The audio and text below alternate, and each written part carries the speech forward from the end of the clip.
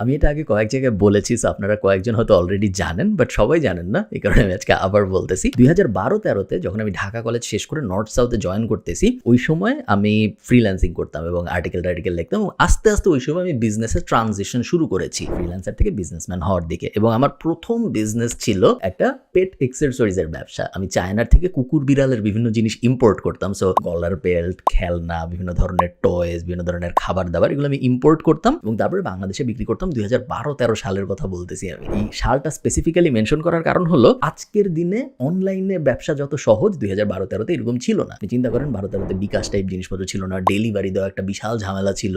আজকে যেরকম মানুষ অনলাইনে কোনো একটা কিছু অর্ডার দিতে কমফোর্টেবল ফিল করে, 2012-13-তে কিন্তু বাংলাদেশের মানুষের এইরকম কমফোর্ট ছিল না যে আমি অনলাইনে কিছু একটা অর্ডার দিব, ওটা আমার বাসায় চলে আসবে, কোনো সমস্যা নাই। ওই সময়ের মধ্যে আমি ব্যবসাটা শুরু করি এবং ব্যবসাটা আমি খুব তাড়াতাড়ি মাসে 50,000 টাকা, 60,000 টাকা এই পর্যায়ে নিয়ে যাই। এবং ইভেনচুয়ালি আমি ব্যবসাটা বিবিসির এক কর্মকর্তার কাছে আমার মনে আছে বিক্রি করে দেই। কারণ তখন আমি ভাবছিলাম আমি ব্যাচেলর করবো বিদেশে, এবং 4.5 লাখ টাকা বা 4 লাখ টাকা এরকম আমি পাই বিক্রি যখন করি, ইনভেন্টরি সহ বিক্রি করি আমি। এবং আমার তখন ব্যাংক অ্যাকাউন্টও ছিল না প্রপার, আমার মার অ্যাকাউন্টে আমার টাকাটা নিতে হয়, আমার মনে আছে। আজকের এই ভিডিওতে আমরা কিছু ইম্পোর্ট বেসড বিজনেস আইডিয়া নিয়ে কথা বলবো, যে বিজনেস আইডিয়াগুলোর দুইটা কি বেনিফিট আছে।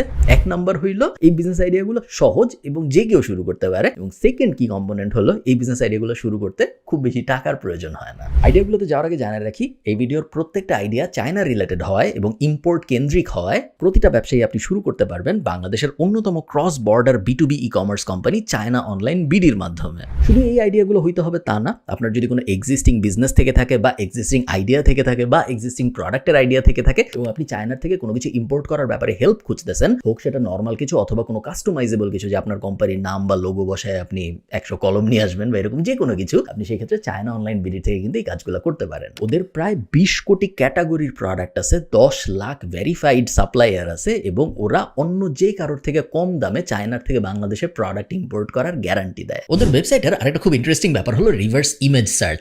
আপনার হাতে যদি কোনো প্রোডাক্টের ছবি থাকে বা আপনি যদি কোনো প্রোডাক্টের ছবি দেখে থাকেন ফেসবুকে বা অনলাইনের যে কোনো জায়গায়, আপনি ওই ছবিটার একটা স্ক্রিনশট নিয়ে ওদের ওয়েবসাইটে যে ইমেজের বাটনটার উপরে চাপ দিয়ে রিভার্স ইমেজ সার্চ দিয়ে ওই প্রোডাক্টটা খুঁজে বের করতে পারবেন। মেইন যে সমস্যাগুলো হয় চায়না থেকে ইম্পোর্ট করার সময়, যে ইউনিক প্রোডাক্ট খোঁজা, প্রপার সাপ্লায়ার খোঁজা এবং বাংলাদেশের টাকায় আমি কিভাবে চায়নায় পেমেন্ট করবো, এই তিনটেই মেইন সমস্যা। আরেকটা হলো ডেলিভারি। এই প্রত্যেকটা সমস্যাই চায়না অনলাইন বিডি সলভ করে, যে কারণে ওদের সাথে কাজ করে আমার ধারণা আপনার এক্সপিরিয়েন্স খুব স্মুথ হবে। অর্ডারের 12 থেকে 24 দিনের মধ্যে প্রোডাক্ট চলে আসে বাসায়, এবং ওদের যেহেতু চায়নাও ওয়্যার হাউস আছে, বাংলাদেশেও ওদের অফিস আছে, পুরো জার্নিতে তেমন কোনো অবস্ট্যাকল ফেস করতে হয় না। যাক, আপনার যদি চায়না বিষয়ক বা চায়নার থেকে ইম্পোর্ট বিষয়ক যে কোনো ধরনের হেল্প লাগে, আমি ওদের ফেসবুক পেজ, ওদের ওয়েবসাইট, ওদের অ্যাপও আছে, সবকিছু বিস্তারিত আমার এই ভিডিও ডেসক্রিপশনে দিয়ে দিব, আপনি ওদের সাথে কথা বলে দেখতে পারেন। চলেন ভিডিওতে যাওয়া যায়। আচ্ছা, আইডিয়াগুলো বলার আগে আমি একটা ফিলোসফি বোঝাই আপনাদের, যে ফিলোসফিটা না বুঝলে আপনি এই বিজনেস করে খুব বড় লোক হইতে পারবেন না, ইম্পোর্টের বিজনেস স্পেসিফিক্যালি। সেটা হলো, যখনই আপনি কোনো একটা কিছু ইম্পোর্ট করতেছেন, আপনার একটা খুব ইম্পর্টেন্ট জিনিস মাথায় রাখতে হবে, সেটা হলো এই প্রোডাক্টটা যখন আমি বেচবো তখন আমার মার্জিন কত হবে এক্সক্লুডিং ফেসবুক অ্যাড। বাংলাদেশে আপনি যখনই, স্পেশালি আমি যে আইডিয়াগুলো নিয়ে কথা বলবো ওগুলো তো বটেই, বাট ওগুলার বাইরেও আপনি যখন বাংলাদেশে চায়নার থেকে কোনো একটা কিছু ইম্পোর্ট করে বেচার চেষ্টা করতেছেন, আপনার মার্কেটিং এর মূল ড্রাইভার হবে আসলে ফেসবুক অ্যাড। এটা অস্বীকার করার কিছু নাই। এবং এই ইকুয়েশনটা যদি আপনি আগের থেকে না সলভ করে র্যান্ডম কোনো একটা কিছু ইম্পোর্ট করে ফেলেন, তাহলে চান্স আছে যে আপনার ইনকাম হবে, আপনার মাসে হয়তো 30-40 হাজার টাকা ইনকাম হবে, বাট কখনো আপনি বড় লোক স্টেজে যাইতে পারবেন না। কখনো আপনার 2 লাখ টাকা ইনকাম, 3 লাখ টাকা ইনকাম, 5 লাখ, 10 লাখ, ওই স্টেজে যাবে না কখনো, যদি আপনি এই ইকুয়েশনটা ফার্স্টে সলভ না করেন। খুব সিম্পল একটা ব্যাপার, আপনি চিন্তা করবেন যেই প্রোডাক্টটা আমি ইম্পোর্ট করছি, ওই প্রোডাক্টটার ওপরে আমি যদি $3 একটা ক্যাক বসাই, কাস্টমার অ্যাকুইজিশন কস্ট CAC, তাহলে ওই প্রোডাক্টের যে দাম হবে সেই দামের ওপরে আমি প্রফিট বসাবো। সো আমি একটা এক্সাম্পল দিয়ে বোঝাই, তাহলে আপনাদের বুঝতে সুবিধা হবে। মনে করেন আমি এই যে লেন্স ক্যাপ যেটা আমি ধরেছিলাম, এই লেন্স ক্যাপটা আমি ইম্পোর্ট করবো চায়নার থেকে। লেন্স ক্যাপটা আমি চায়না অনলাইন বিডিতে যে দেখলাম, এই লেন্স ক্যাপের দাম চায়নার থেকে যদি আমি ইম্পোর্ট করতে চাই, এক পিসের দাম 100 টাকা। খুব ভালো কথা। এখন আমি এটার উপরে আরো $3 ক্যাক বসাবো, কাস্টমার অ্যাকুইজিশন কস্ট। কারণ আমি ধরে নিচ্ছি এক একটা লেন্স ক্যাপ বিক্রি করতে আমার অ্যাটলিস্ট $3 খরচ হবে যখন আমি ফেসবুক অ্যাড দিব। হতে পারে অনেক কম খরচ হবে, হতে পারে একটু বেশিও খরচ হবে, বাট আমি অ্যাভারেজে $3 ধরে নিব। আপনি কি ধরনের প্রোডাক্ট বিক্রি করতে চাচ্ছেন এটার উপর ভিত্তি করে কাস্টমার অ্যাকুইজিশন কস্ট বাড়তেও পারে, কমতেও পারে। একটা গাড়ির ক্ষেত্রে কাস্টমার অ্যাকুইজিশন কস্ট $70 হইলেও কোনো সমস্যা নাই, আবার একটা লেন্স ক্যাপের ক্ষেত্রে যদি ওটা $2 হয়ে যায় সেক্ষেত্রে কিন্তু সমস্যা আছে। সো এই হিসাবটা আপনার করতে হবে। সো আমরা কি করবো, আমরা ফার্স্টে বুঝলাম যে এই লেন্স ক্যাপটার দাম ইম্পোর্ট করতে আমার লাগবে $100, এটার উপরে আমি আরো $3 বা $300 কস্ট বসাবো, মার্কেটিং কস্ট। তো এটা হলো $400। আমার $400 কিন্তু প্রোডাক্টের কস্ট। এই $400 উপরে আমি ওভারহেড বসাবো। সো ওভারহেড কি, আমার এই পুরো বিজনেসটা ম্যানেজ করতে যে টাকা খরচ হচ্ছে ওটার একটা পার্সেন্টেজ আমি এই প্রোডাক্টটাকে দিব। তো ধরেন আরো $30 আমি অ্যাড করলাম। সো $430 হইলো এখন আমার এই প্রোডাক্টের পুরা কস্ট। এখন আমি চিন্তা করব এই প্রোডাক্টটা কি আমি 600 বা 700 টাকায় বেচতে পারবো নাকি, কারণ এই প্রোডাক্টটা বানাইতে আসলে কিন্তু আমার $100 লাগে নাই, ইম্পোর্ট করতে $100 লাগে নাই, আমার এই প্রোডাক্ট ইম্পোর্ট করতে $430 লাগছে যখন আমি সব কস্ট যোগ দিছি। যদি উত্তর হয় হ্যাঁ যে এই প্রোডাক্ট 700 টাকায় যদি মানুষ ফেসবুকে দেখে তাহলে কেউ একজন কিনবে, যদি উত্তর হয় হ্যাঁ তাহলে আমি এই প্রোডাক্ট ইম্পোর্ট করব, যদি উত্তর হয় না তাহলে আমি এই প্রোডাক্ট ইম্পোর্ট করব না। কারণ যদিও এই প্রোডাক্টটা আমার আপাত দৃষ্টিতে মনে হয়েছে যে এটা একটা ভালো প্রোডাক্ট, আমি যখন সব কস্ট যোগ দিছি তখন কিন্তু এই প্রোডাক্টটা আর ভালো প্রোডাক্ট থাকে নাই। এই ব্যাপারটা একটু মাথায় রাখবেন যখন আপনি যে কোনো ধরনের প্রোডাক্ট ইম্পোর্ট করার কথা ভাববেন, যেন পরে আপনি কোনো একটা ঝামেলায় না পড়ে যান। 1 নম্বর আইডিয়া, এনিথিং কাস্টমাইজেবল। কাস্টমাইজেবল আইটেমসের যুগ চলতেছে, স্বর্ণযুগ গত 3-4 বছর ধরেই চলতেছে, এবং এই কাস্টমাইজেবল আইটেমের স্বর্ণযুগ শেষ হয়ে যাবে এনি টাইম সুন, এটা আমার মনে হয় না, আরো অনেক দিন চলবে। বাট এখানে একটা ব্যাপার আপনার মাথায় রাখতে হবে, কাস্টমাইজেবল আইটেমসের যে ট্র্যাডিশনাল দুনিয়া এটার থেকে আপনার একটু বাইরে চিন্তা করতে হবে। ট্র্যাডিশনাল দুনিয়া কি, একটা ফোন কভারের কাস্টম ডিজাইন করা বা একটা টি শার্টের উপরে একটা কাস্টম ডিজাইন বসানো, এগুলো হলো ট্র্যাডিশনাল চিন্তা। আপনার একটু ইউনিক অ্যাঙ্গেলে যেতে হবে, এবং এখন যাই ইউনিক তা আবার 5 বছর পরে যা ট্র্যাডিশনাল হয়ে যাবে। সো আপনার ওইভাবে চিন্তা করে নিতে হবে যে ইউনিক জিনিসটাকে, এই মুহূর্তে আমার যেসব ইউনিক মনে হচ্ছে তার মধ্যে হতে পারে কাস্টমাইজ জুতা। সো রেগুলার জুতার উপরে আমি আমার নাম বা লোগো বা কোনো একটা ইউনিক মডিফায়ার বসাইতে পারবো। তো আমি মানুষকে বলতে পারবো যে এই হলো জুতার রেডি, এটার উপরে আপনি আপনার ইচ্ছা মতো নাম বসাতে পারবেন বা আপনার ইচ্ছা মতো কোট বসাইতে পারবেন যদি আপনি চান। ওটা একটা কাস্টমাইজেবল অপশন হইতে পারে। আরেকটা হতে পারে, আমি ওদিন ভাবছিলাম যে অনেক মানুষ থাকবে যে চশমার সাইডে, গ্লাসের সাইডে কিন্তু কাস্টমাইজেবল জিনিসপত্র লেখা সম্ভব, এবং এটারও একটা মার্কেট থাকতে পারে যেহেতু অনেক মানুষ চশমা পরে বাংলাদেশে। অথবা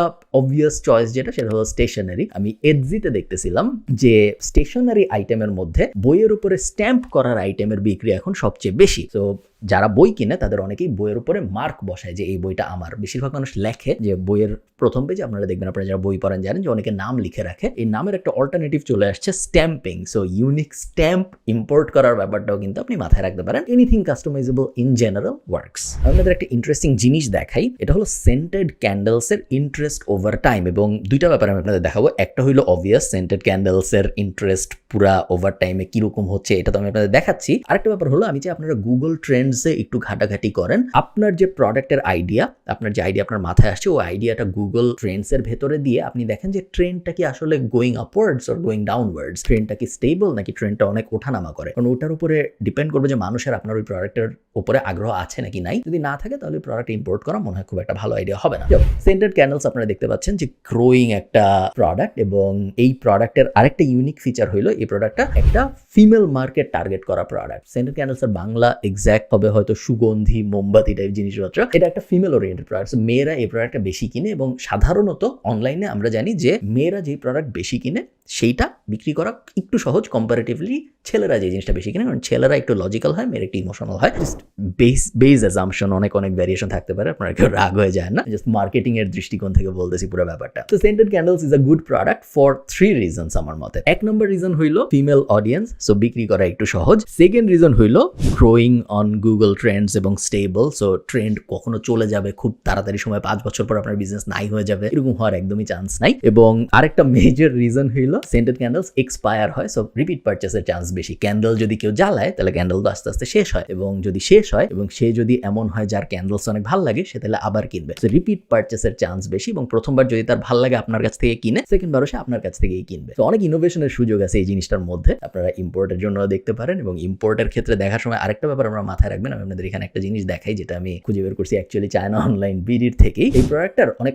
আপসেল ডাউনসেল টাইপ অপশনস আছে। সো আপনি যখন মোমবাতি বিক্রি করবেন, আপনার শুধুই মোমবাতি বিক্রি করতে হবে জরুরি না। আপনি দেখতে পাচ্ছেন যে এখানে আমি একটা মোমবাতির হোল্ডারের ছবি ওপেন করে রাখছি এবং এই হোল্ডারটা আমার কাছে বেশ ইউনিক একটা হোল্ডার মনে হয়েছে এবং যারা মোমবাতি কিনবে একটা চান্স আছে তারা হোল্ডারও কিনতে চাইতে পারে এবং হোল্ডার যখন তারা কিনবে আপনি তাদের বেসিক নর্মাল হোল্ডার না বেচে এরকম ইউনিক জিনিসপত্র যদি অফার করেন সেক্ষেত্রে আপনি দেখবেন আপনি অনেক বেশি দাম চার্জ করতে পারতেছেন এবং এই হোল্ডারটা কিন্তু খুব দামি না। আমি যখন দেখছিলাম চায়না অনলাইন ভিডিওতে এটা সম্ভবত 30-40 টাকা এরকম ছিল পার পিস এবং আমি শিওর এটা খুব ইজিলি 800 থেকে 900 টাকায় বিক্রি করা সম্ভব।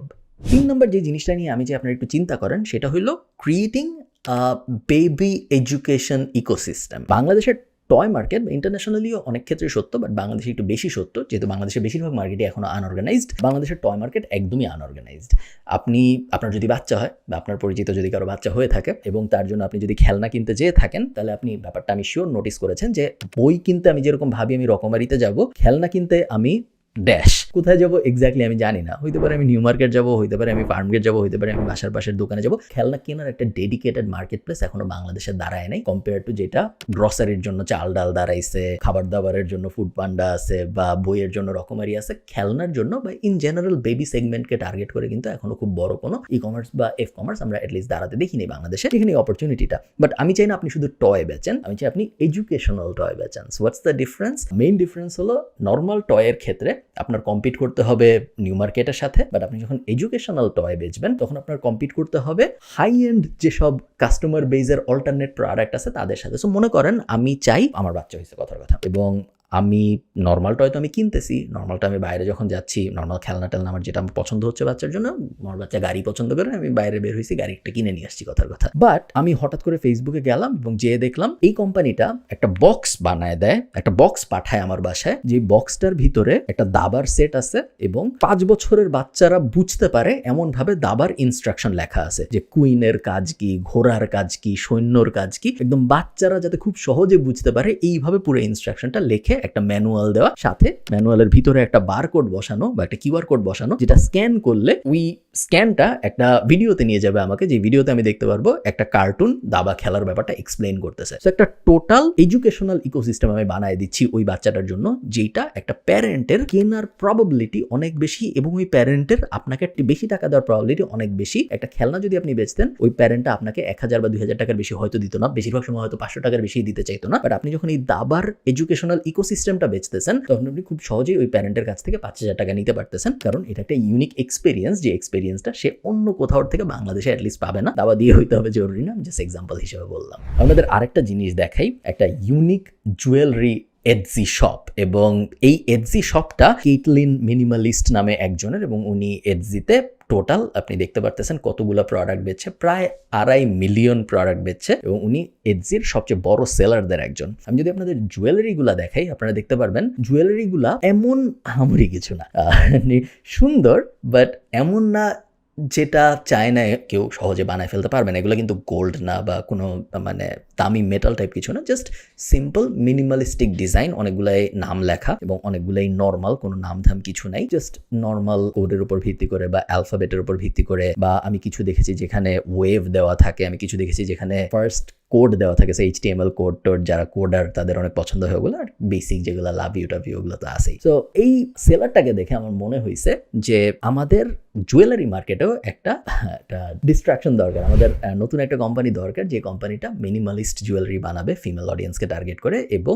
বেসিক্যালি উনাকে কপি করে উনার একটা বেটার ভার্সন বানাবে, এবং এই বেটার ভার্সনটা বাংলাদেশের ম্যাস অডিয়েন্সের মধ্যে টার্গেট না করে বাংলাদেশের একটু ইউনিক প্রোডাক্ট যারা ট্রাই করতে চায়, যারা ট্র্যাডিশনাল জুয়েলারির বাইরে যেতে চায়, সো ট্র্যাডিশনাল জুয়েলারি বলতেছি ফ্যান্সি শোনাচ্ছে বাট বেসিক্যালি সোনা, গোল্ডের বাইরে যারা যেতে চায়, ইয়েট ইন্টারেস্টিং জিনিসপত্র পড়তে চায় এবং কুল লুকিং মডার্ন লুকিং জিনিসপত্র পড়তে চায়, তাদের জন্য আই থিঙ্ক একটা ব্র্যান্ড বানানো সম্ভব। একটু রিসার্চ করতে হবে আপনার। চায়নায় অনেক কোম্পানি আছে যারা জুয়েলারি বানায় দেয়, তাদের ডিজাইন দিলে আপনার হয়তো একটু এক্সপেরিমেন্টাল ফেজের মধ্যে দিয়ে যেতে হবে, সো একটু কঠিন কম্পেয়ার টু ডাইরেক্ট একটা লাইট এনে লাইট বিক্রি করা শুরু করা। বাট যেহেতু কঠিন এই কারণেই আপনি জুয়েলারিতে অনেক বেশি প্রোডাক্টের প্রাইস চার্জ করতে পারতেছেন, এবং আমার ধারণা একবার যখন পছন্দ হয়ে যাবে মানুষের, তখন ওয়ার্ড অফ মাউথ এটাই যত বেশি পাওয়া যাবে তত অন্য কোনো কিছুতে পাওয়া যাবে না। এই তো শেষ এই ভিডিও। আমার কাছে আরো কিছু আইডিয়া ছিল যেগুলো ক্রাফট সাপ্লাই রিলেটেড বা বই রিলেটেড, বাট এই ভিডিওটা যেহেতু অনেক বড় হয়ে গিয়েছে আমি আর ওই আইডিয়াগুলো নিয়ে এই ভিডিওর মধ্যে কথা বলছি না। আপনারা যদি চান আমি আরো কিছু ইম্পোর্ট টাইপ আইডিয়া আপনাদের সাথে শেয়ার করি, তাহলে আপনারা অবশ্যই আমাকে কমেন্টে জানাবেন এবং আমি শেয়ার করার চেষ্টা করবো। ভালো থাকেন সবাই, সবার সাথে আমার দেখা হবে পরের কোনো একটা ভিডিওতে। টাটা।